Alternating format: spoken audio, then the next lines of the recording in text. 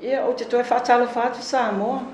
O le vai asolo na tolu le nei o le tātou whaatalo talanoaga ma le tō whaia Fesola'i Logomalieimatagi Tepa Toloa. I nisi foi o na tā upolo whapena o na tapisa ile atu no ia mai se foi. Ia le whaatatianga o le taiala le vai na whaupai o lo ta ia Fesola'i. Sovereignty Independent Samoa. Ma o le nei tai au o te whaatalo whaatu Fesola'i lo tō whaatai mo le talia ino le vai asolo ntolu nei o tātou whaataloaga. Ia, malo fo'i whaatai te le lavalangi le wala aulia. Langona lava le fia o le amana ia. O sio nei Sui Tauva. Whaatalo whaatu le mamalo o Samoa lo whaapenana whaafonga mai I tu e fia o ke lope. Ia, malo le soifua malangi malo lava. Whaatai Fesola'i. O leo te maitau atu I le taiala tu vaenga whaapufai. O leo lo o awhani o tā ua I se tasi o mea fōlea o tom whaere te o vaenga whaapufai. E au mai I te tonu I lalo I whainga malo. Ina ia mawhai o nā aloa ia I o vaenga la lea li whapea o nuu mawhio anga ia I to tonu o le whainga malo. Aloa ia I lalo le whainga malo. E pei o nā aloa ia I fōi le vaenga le hele private sector. Le e vaenga o whainga business. E mawhai ona e sau noa I lea tūlanga a Fesola'i. Ia maleisi vaenga leo te vai atu ai. O le whaua ai, e mawhai ona e sau noa whaalawi loa pe whalawa I tele I vaenga I ono e a tono o le ta iala wha mole mole. Tailangi mo le fisili ta ua tele. O awala I e whaalawi loa ai ta iala a le Sovereign Independent Samoa. O le tūlanga o whaua ai. E le se mea wa umanu tātia whapea o se mea o le mea fau. O le mea fau le whaua ai. O le mea fau foi le ave o le malosi anga e ave I tu tono pulenga li in whai pule. O fono nuu I le vaenga ina ia aloa ia ai tu tono nuu mafio anga I lalo le whainga malo ai ta imua ai ia fono nuu po o aliki I whai pule. Ia o le tūlanga lea, ele e ia o ia le whaasoa ale malo ina ia aloa ia matai po o fono nuu I tu tonu o alalafanga, a fio anga ma alalafanga. O le winga o le whaamtalanga, o le naunau ta inga le nei vaenga whaopufai, ina ia whaatamau ainga ina. O le tele o mana onga I tu tonu o nuu ma fio anga, le mafuai ia le matitiba. Mafuai le tango lima.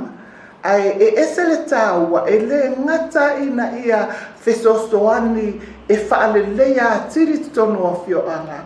A ia se sila ina ia whaatamau a inga fo I whaale mawhau. O le winga whaamtalanga sila fia le fo e tātou whainga malo. O lo o ia me o lo opa uai whainga nuu. Pe o le transparency me tau se leni o tūlanga fo ia lai whaia o. Pea o winga to I ina. A uma na soala upule se mta upu. Ia e usu o turo whaile ti.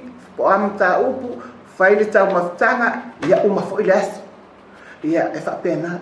But ua iai le mana onga. Ina iai se commitment. I to tono o whainga nuu. Ia se standard po o se tūlanga e aona ausia ina ia mawhai ai o na tau ua malosi se whainga nuu e lātou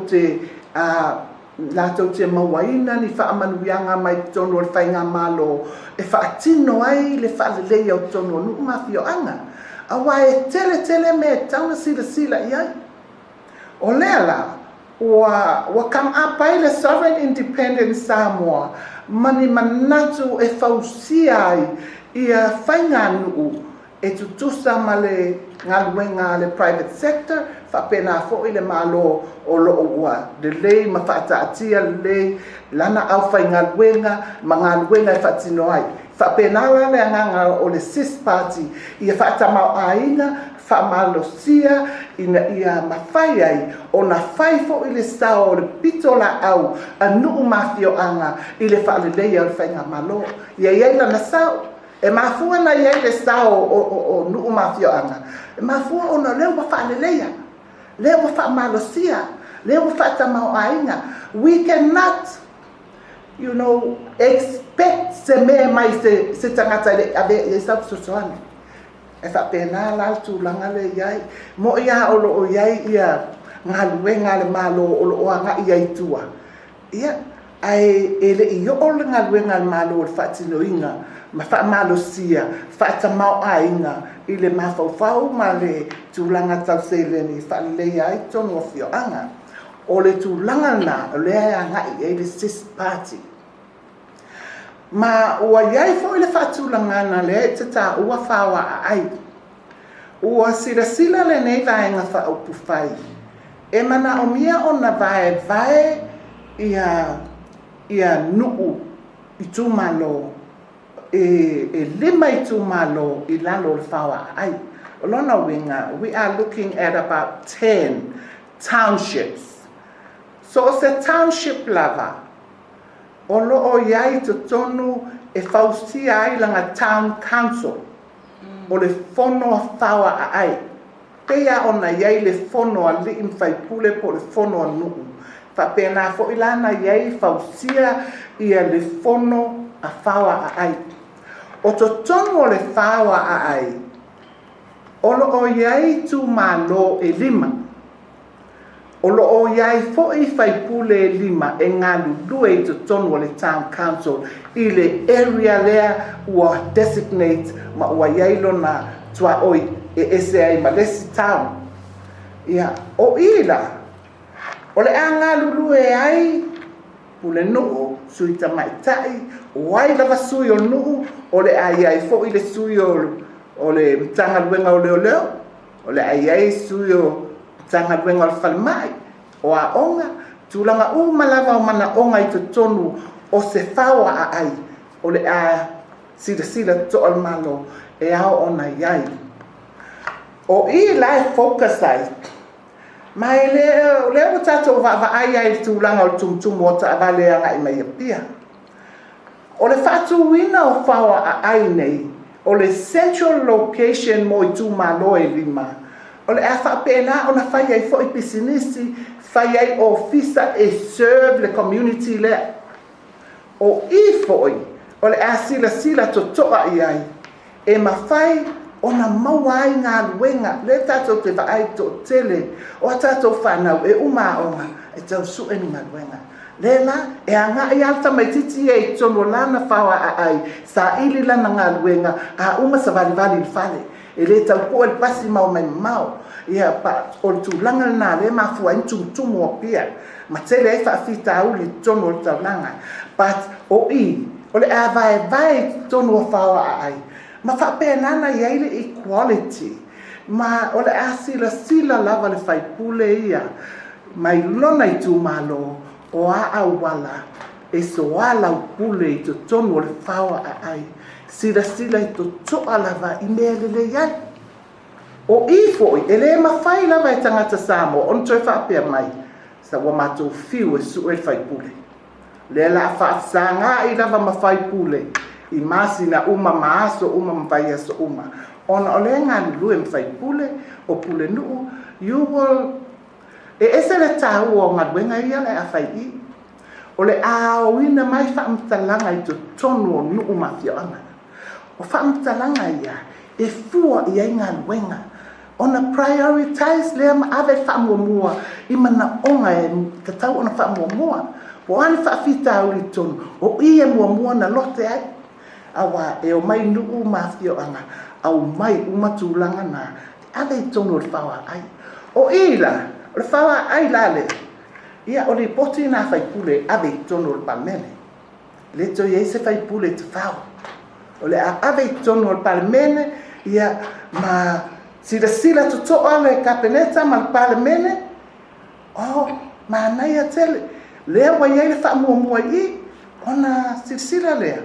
me tauna bavena address ioi o tulanga na SIS wa ia te au fawa ai ma le tulanga o Pulega li imfai pule o le ai lalo uma malo lalo le ia nu mafio anga lalo le fainga malo le asila fo i le tula fono nu a fe le se lau i vai ia pe fea ona alanga whangata stasi ina ia ngā lurue whaatasi tula fono ma le naunau ta inga le malo whapea fo'i ia mana o ngā anu mafio anga i lalo le whawa a ai whaingo fie ia le ngā ruenga le malo whaingo fie e le ka mo e mai kai ko kas a le a mai whawa a ai sa wal tangata ia o me fo'i le e pe o te manatu o le ata le pe me nge o paki awa e anga i mai ale fai pule ma le mana o ngā olo nei tu malo o le mea le iai nei which is very sad e anga i mai le fai pule sa tau fia i te tono olo nei tu malo e sa alu i lalo le pati o na fai le o ngā duenga wha pati e tumu fina ngalo e tangi le loto tatou to e fo i le mea na fai au tatou tua o i tatou te whea alo whani fai pe pati wa ke le lo professor wa ia tupe ia fafanga i pati a fai tupe au mai le UN ia na ia fai pe ka ko pati ku fa ka ko ku pe a fa pe ai kam fai nga ia mit uma fai ngumela le manga o mia ia lo minga e a makalo lava ia si vai nga auto ai tato te ngalu e fatasi with one mind, and that is to make Samoa a better place and Samoans a better people. O le mea tāua nā, ia te awa ia o sui, o te fia ba ai in tangata Samoa wā, o te tāua atu, o le lale le ia o tātou tangata. Ai mana o mia o na lei fo i malea mio. Ioi, o le mea nā lena o na tai ai. A o fuafuanga tu umamau nā a le vaenga wha upwhai, e ui atu tutoatasi. A tau tonu, one with God is the majority. Whai ai le atua le mea i tātou te ofo ai. E o le mea la nā le te loto tele ai. O whawa ai, o le village sector, ina ia ngālu lua i whaatasi, male malo, ngālu lua i whaatasi, male au whai pisinisi. Atia e ai tato malo, tato atia e fia, tato ngālu lua e fia. Ioi, e esa te tahua. Lei ni fi ai ngai, lei ni misa. Sa wale whai pule ia, malona fina ngalo. Lei se mea lai fua ngā la lai le si whai pule ia. How can you better our district? How can you better our constituency? Yeah, on tato ialea, fale avatu au mai, ito tono se pale mene, united for the betterment of tato tangata. Yeah, e penala, ole wingana, ma olo o yaifo in fa pe maile. O le Fesola'i le, Fesola'i, e whapewhea o le whaatupea o whaoa ai le Talanoaga. Ia le la ta watu le o le tala fia na, o le o te fia whaasoa atu ai.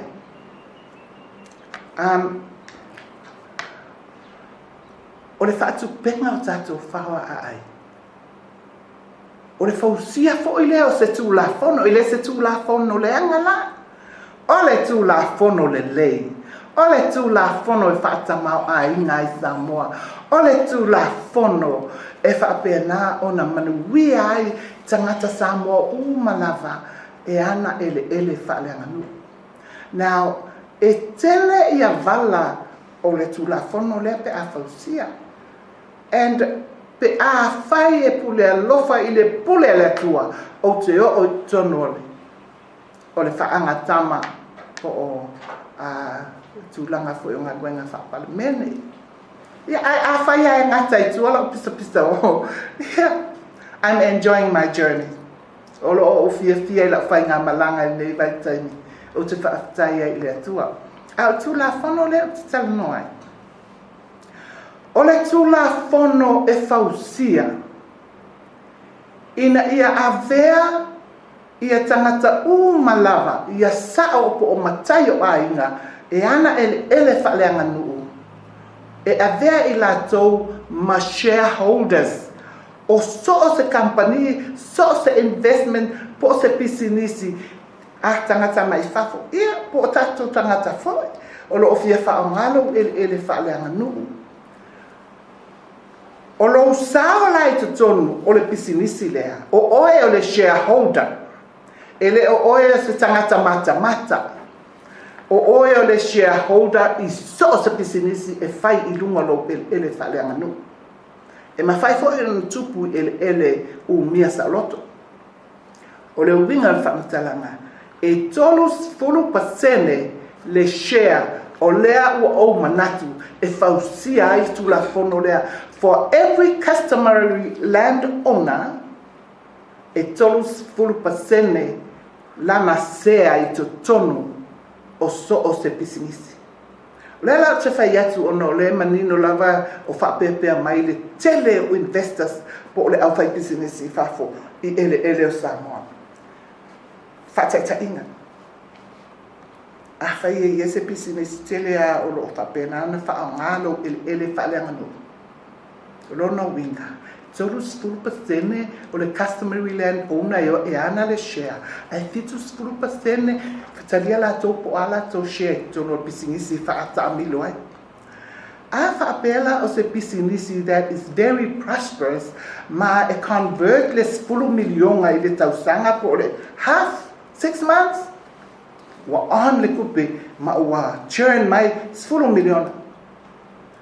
Ona convert le o le profits po o polo fitilna I shares, shareholders. Tolus 10% o le 10 miliona na belongs to you, the customary landowner. E fia la tupe o e maua mai 10 miliona le. 3 miliona. O lona winga o le 3 miliona e belong e maua e oe le customary landowner e ana shares nei. E ana o fai atu le ta ua o ele nei. Pa wale le aseta e le anu lalolon tau. E anga I lunga le tau o le mefo na e malosi ai lo loto. Fatino le melea. A fai o shares a lesi vaenga o le fausi o le fale o le au mainga o ta avale e umal sanga I tasi wa deteriorate ka avale. E umal sanga yo wa makan pala si mangungu lai ki kongo le fale. E deteriorate uma. E anga e fale tonu le tau mea. Pa wale o le aseta. E increase long time. Leala, ia tō pipi mai, ia manu malo tato vai na wha upwhai. Lea se Samoa e tō motiva. Lea se Samoa e tō motiva. Ai, e wha au ngai a tia e ainga. Me fo nā le a wha manusia I tono nuna na wha pēr mai lava o le in whai pule. Ia, ta ia whe mai le mtai. Oi sole. Ia pē au le vengo sputala.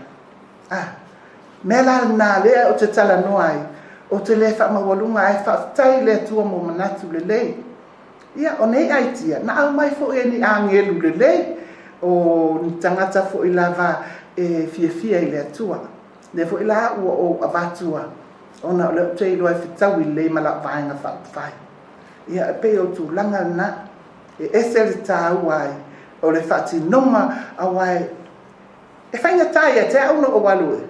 E tipi lea mea. Ia si pensione, e whapena, au tene lopo o whesa waile me whatino ai ne. E fu itatu te whalongo o whaseana le whionga le palmia. But I tell you, o le aitia le fufuanga tu umamau ye nofo male SIS party po o le vaenga whaupwhai al tu whine. E ua. E matautia. Ia e fo ia le vi inga I le atua. Ia pe o se whamatalanga na langi. Malo saunu Fesola'i Logomalieimatagi le matautia o ta iala ne wa ta atia le SIS. Fesile tua whamole le vaenga le o le whapere council. Lima I tu malo make up ai la I o le whawa ai. O le tatianga le teimi nei e tofu ale nuu ma ona pailoas tu la fono whapena fo I tunu I tu malo. Whawhewhela pia tu whaatasi mana I tu mano e lima hao. E whawhewhela mwhinga ngā work together I le mele o tamu whai ei. Wale la sauni e whape whaonga mato pailoas e sa e sila mau le bang whawhai le tu. Whawhai langi. tāua fo i le vaenga. Wa o le o te manino o te nofo i tono o nuu. E se atu maa ngai lea nuu ma lea nuu. Ai o tu la fono o bailoas po o tu la fono e ai lea vaenga o le nuu ma lea whainga nuu. Ia te au. We all have basic needs. Basic needs. O mana onga ia tutusai malava whainga nuu. Iai mana onga. O mana onga e sale o na. E sale le ai marijuana. E sale fasitangata. Ia o tu la fono umana. Laua tasia i tono o i tu malo o nuu mafioanga. O le fuafuanga la e sila iai ia whainga nuu. E au ai ona fitufai. E le fitufai ona o le whapea ia avatu ai toso ale pito la au. Tato te sila i se mea. Tato te i oe whaatasi. Mamali lie whaatasi iai. Ina ia wai, ia te awaia. Ese le tāua o le create. O se si o manga o le fetali tonua. Fetali tonua e male fea lo fani. E ngalu lue mo le lei tono no umafioanga.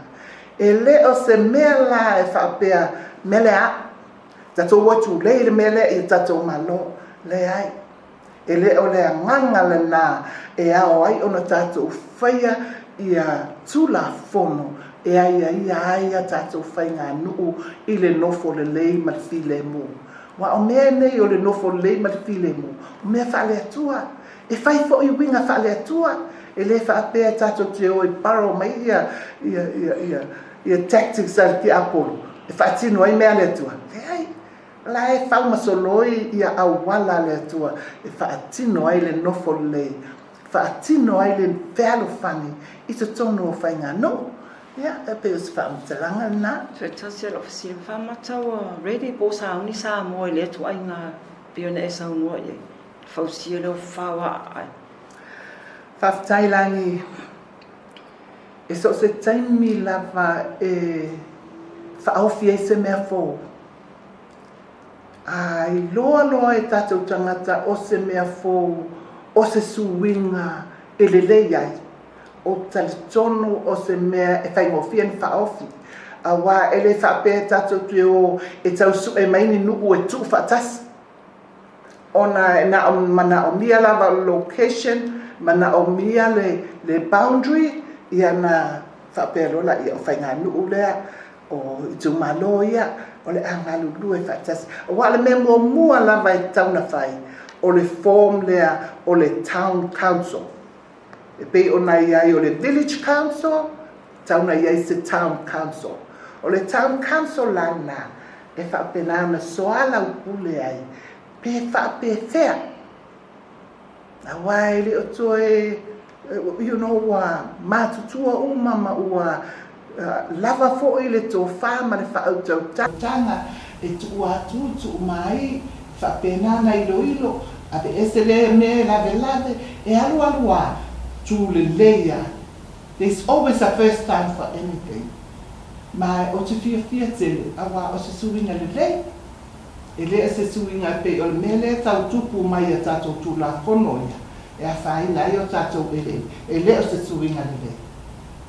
O lea la, o taua tele. Ia, e pe o na iei le fisili lani. O te tonu wasauni o tatou tangata for a better change. For a good change. E lea o se suinga e a whaina i aina. Tai. Malofa tai sala. Ia se vanga nao, ia se vaengo e fia sa no e ta puni ia ne ia fa mo me o ta po kana me ni va yaso Fesola. Le langi. Mo mole atu napa le fa tai le fa fonga anga Samoa e tupu mai e ia alo fa pena fo i ona fa fonga mai le au tuelu no Samoa. O te manatu e ui e fōu nei whaamtalanga a o se suinga le lei mo Samoa. O le afo e se upu ua pa o papa i lo finangalo malu ave pale le tuma. Ana na ta inga ka tai o le vainga fa o pufai o le SIS party. Ana na ta inga na o le ta yala na a wasa mo taia. O le e mo mori atu ma o fo alofa atu i o tātou tangata anu malapa. E mo mori atu fo i alofa anga i o tātou matua tausi ta mamatina o lo whaata o to lia i lunga o lātou moenga.